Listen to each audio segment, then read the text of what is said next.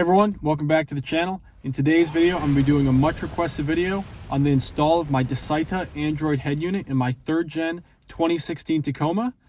And honestly, I can say, after having this head unit in my truck for about a year, I'd say this is by far the best option. And compared to the stock Android head unit, it completely blows it out of the water and adds in some pretty cool features that honestly Toyota should have included from the factory. They don't require any additional hardware. It would have just required some simple software integration. All right, now as you can obviously see, my Android head unit is already installed. What I'm going to do is actually uninstall it and then reinstall it. And I'm going to show you essentially what issues I ran into during my installation and what I did that made it very easy to install, so that when you go through your installation, you can just do it in one go and you don't run into any of the same issues I had. Now, I've been waiting to put out this video for a little bit because I've wanted to have the Android head unit for around a year and a half now. And I didn't want to put out a video and say, hey, go install this in your truck. And then all of a sudden the head unit doesn't work or there's several issues with it. And also right now it's wintertime, as you can see outside. And I've been waiting for a semi-warm day to actually do this because it's been, -3 to about 15 degrees out lately. And I've really been waiting for a warm day like today, or at least it's around like 32. And I'm hoping to get this video done in the next hour so then I can go back inside and warm up. What you're going to want to do first is remove this bezel. And essentially all you're going to want to do is just pry from this side. Just apply some light, gentle pressure. And you should just feel the clips loosen up. So I'll be very gentle, make sure you don't break any of them. All the clips will essentially look just like this. Pull this right out. You should be able to just set it right aside. Now the last thing that's going to be holding in your stock head unit is going to be these 4 10mm bolts. And all you're going to need, 10mm socket.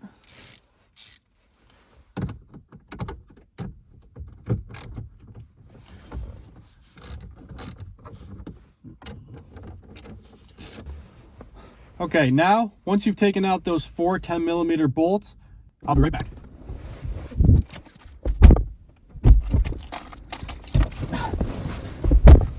Oh man, sorry about that. I don't know if you saw that in video, but my front door ended up blowing open and the dogs ended up running outside up to the truck, so I had to go put them back in. And actually I can see one of them right now staring at me through the window. All right, now let's jump right back in the video. So once you take out those 4 10mm bolts, what you'll be able to do is actually just pull your head unit right out, just like this. All right, so now I think I'll just do a quick breakdown for you of what everything is back here, just so I can show you everything I've got plugged in. Right now I've just got my head unit resting on my shifter, and honestly, with all the connectors plugged in, I found that it actually balances pretty well on there. So right here, we've got HDMI in. I personally don't use that. If you want to hook that up, you can, but I don't really see much of a use for it because I'm not going to play games on my small little, 7-inch touchscreen. So the next connector we've got right here, which is actually going to be for the GPS module. And where I mount that is there's actually a nice little spot right in here between the 2 air vents, and you can pretty much just put it right up in here, tuck it away, and you shouldn't have any issues. And then that way you'll get a good GPS signal from up top. All right, the next right over here, you're gonna have your wireless antenna. You're gonna have your main bus that connects to your head unit, where essentially all of your audio, power, everything go into. Then here, you're gonna have your external video and then amp. This connector right here is going to be for your USB port. Next, we'll move on. Now, this is going to be your CAN bus right here. This is the serial number, model number, everything in case you need that information. Now, pretty much all these connectors are going to be plug and play. They're pretty easy to figure out. Like this, for instance, is going to be your rear camera, and then these are your different auxiliary in. And then I also have a front camera, which is actually connected right here with this connection. These connections would go to an external amp if you had one, but I don't. Now, one main disclaimer, if you take anything away from this video when you're doing this install, is ensure that you do not connect the brown CH cable with the other brown CH cable that comes from the CAN bus. If you connect those, you will actually cause a short circuit, with the CAN bus that will then prevent your truck from coming out of park. And essentially what will happen is if your truck does let you get out of park, when you go from park to reverse, you actually won't be able to engage park and your truck will still be in reverse. So then what you end up having to do is leave it in neutral, take everything apart, disconnect that, and then as soon as you do that, you'll have to unplug your battery, plug it back in, reset the trouble codes, and then your truck will be back to normal. And trust me, I know this from experience, don't recommend connecting those two cables. So if you take anything away, do not connect the brown CH cable. I couldn't remember if it said CH or CH+, but it looks like it's just CH. And you'll end up using pretty much every one of these connectors. The only one you won't end up using is this guy right here. All right, and this has also been a much asked question from everybody. In order to get this to actually sit flush like your original OEM head unit did, what you're going to want to do is round out these 3 holes on the mounting bracket. And what you want to do is essentially elongate them towards the back of the bracket as I did here. And what I did is kind of round them out a little bit extra so you can do some adjustments. Now, if you want to align this exactly how I have mine, what you can do is have the top of the bracket, you see that black hole right there? You're going to have the top of the bracket in line with that black hole, and then have the other bottom part of the bracket in line with that square hole right there. Also, you can see this is exactly how I have the other side aligned if you want to use it for reference. And I also have the grounding wire right there wired directly to the bracket on that middle screw, and I found that was probably the easiest place to ground, just because in here, there's really not anywhere that you can unscrew and easily place a ground. And then what you're going to want to do is tuck your wires down in that hole. Now, when you tuck everything in there, you just want to make sure you're very careful. You don't have any serious stress on any of the wires in case they end up, potentially breaking, or you end up disconnecting one of the connectors while you're putting everything back in. So now we'll just jump back to the reinstallation and we'll go from there. Now, when you're doing the reinstallation, what you want to do is just be mindful of how you're going to put everything back in.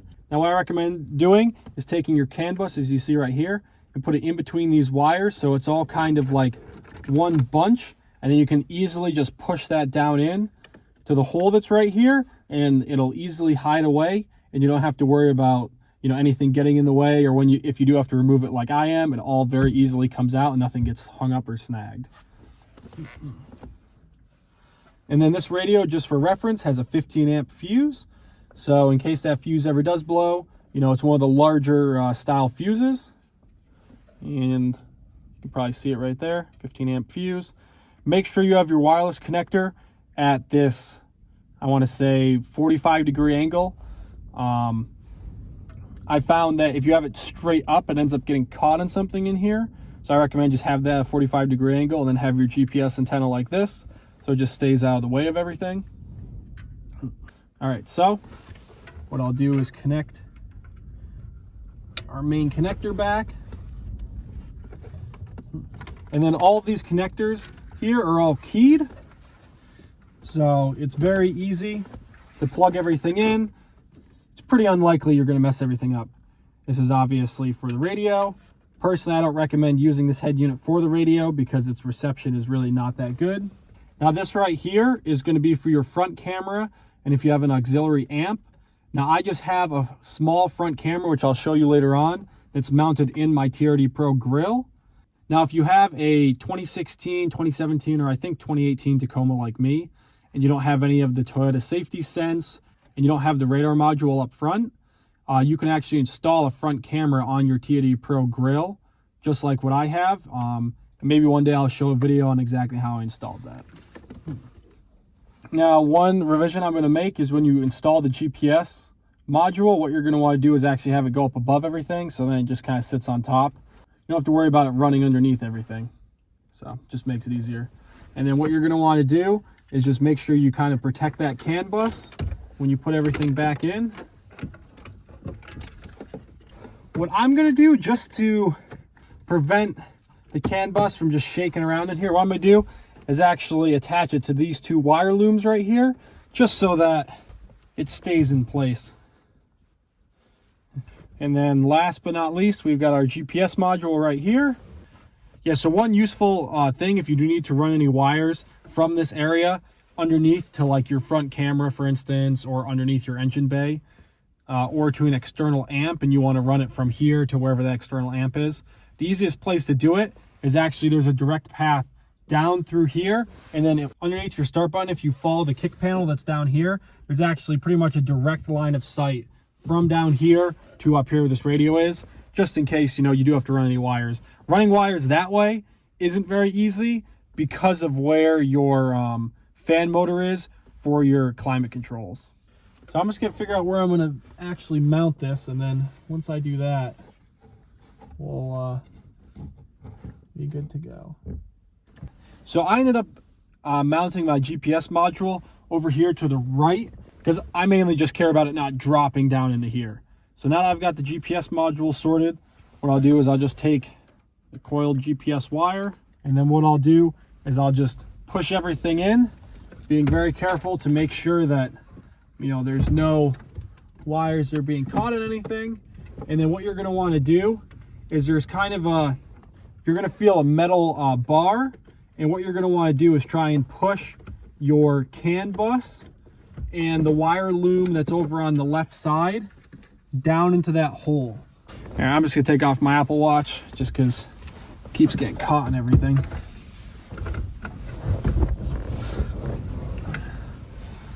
Okay, yeah. CAN bus, everything. It's going to slide right underneath that bar. And then once you do that,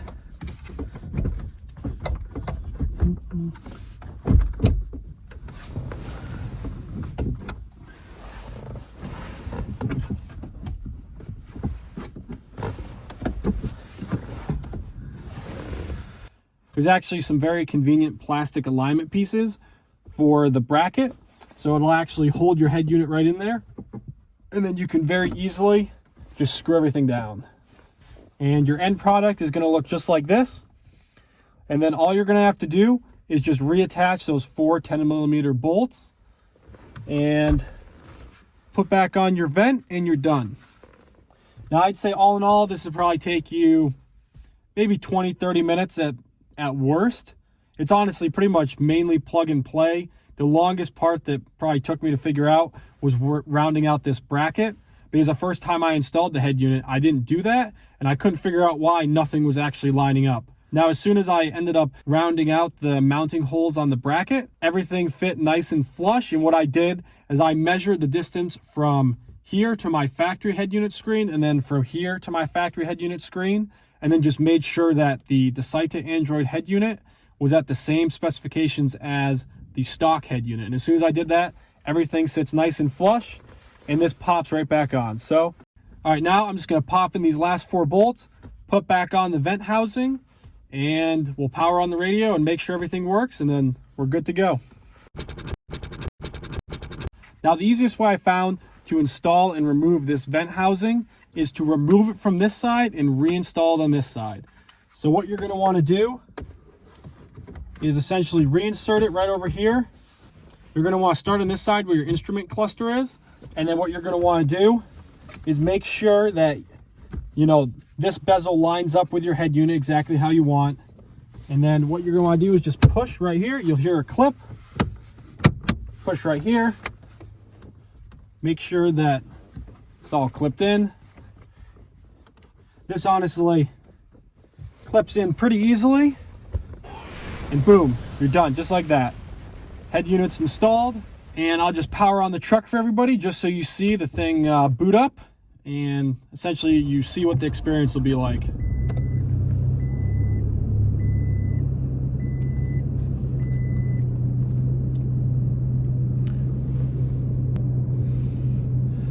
And now the first time you turn on this head unit, you're going to be greeted with this Toyota logo. Now this head unit actually has some pretty good persistent memory because it's essentially just an Android head unit. And the cool part about it is that if you disconnect your battery for any reason or something like that happens, you won't lose any of your settings you have, because this is essentially just like an Android tablet. Now the first time you power on this unit, you will be presented with that Toyota logo, and it will take maybe 10 to 30 seconds for it to boot up. However, after that first boot, if you have the auto sleep function enabled, then it will actually start up pretty much instantly, because it'll just go into like a hibernation state. And then when you turn on your truck next, it'll just instantly load up the screen. And it honestly uses a small amount of power. And I recommend only really using it in the summer, or if you drive your vehicle probably every day. Like before COVID, when I used to drive my truck every day, I had on, never had an issue. But during the winter, I want to say at one point I was on travel for work, and I wasn't around my truck for maybe 2 or 3 weeks. And it did end up finally killing my battery after 2 or 3 weeks. So what I've actually done for the winter time is I come in here, I go to car, and then you go to extra settings, sleep and shutdown. Now what you do is you set the shutdown delay to 30 seconds. And essentially as soon as you turn off your truck, your head unit will completely power down, and that way it's not using any battery. Now, during the summertime, because I usually drive my truck a lot more often than the winter, especially right now with COVID and everything, what I actually do is I'll set it to auto sleep. And auto sleep will put it in essentially a hibernation state. Now, as soon as you power back on the truck, your Android head unit will pretty much start in about 1 or 2 seconds. Z-Link will connect in around 5 to 10 seconds, and everything will work seamlessly. However, the only downside of that is there could be some parasitic draw on your battery. And if there is, then you're going to come out to your truck and all of a sudden it's not going to start for you. And nobody likes when that happens. So during the winter time, I pretty much now will always set this to shut down after 30 seconds, which honestly, that timer is not even 30 seconds. If you watch, if I turn off my truck right now, it'll instantly shut down.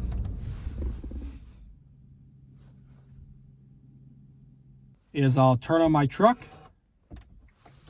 just so you can see what the winter experience is like when you do have that sleep timer enabled.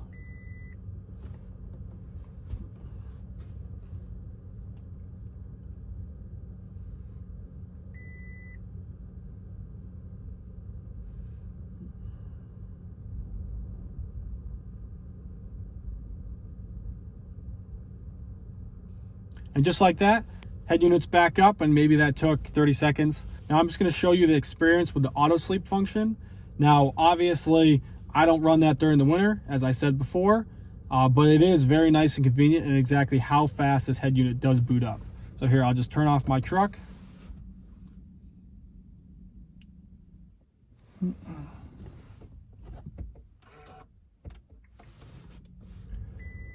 And man, look at that.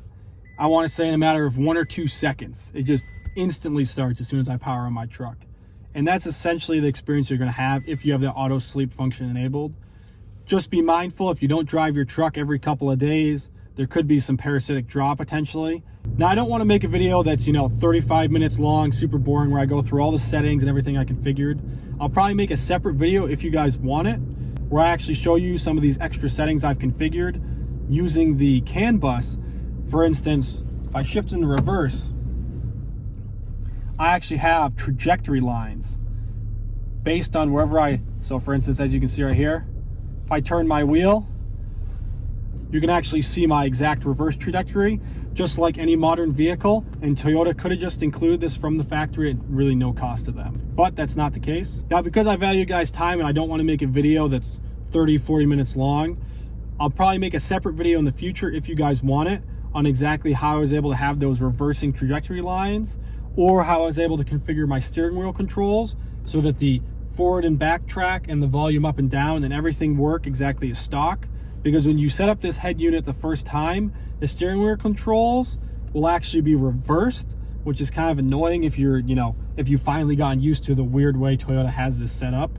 And then there's even custom buttons you can set up. So for instance, if I hold the home button right now, my front camera will actually be displayed. And as you can see, there's just a snowbank ahead of me. But the front camera is actually pretty cool. And maybe in the future, I'll make a video on exactly how I installed that if you want. Comment down below. That will most likely have the video for the exact settings I used for this head unit and how I was able to configure everything, along with the factory default code that allows you to go in and modify some of the CAN bus settings to get your steering wheel controls working. But thanks for watching, guys. Like and subscribe for more videos, and comment down below any question you've got about the install. And hey guys, as a little treat for sticking around all the way to the end, I actually have my TRD Pro lights wired up to my directionals.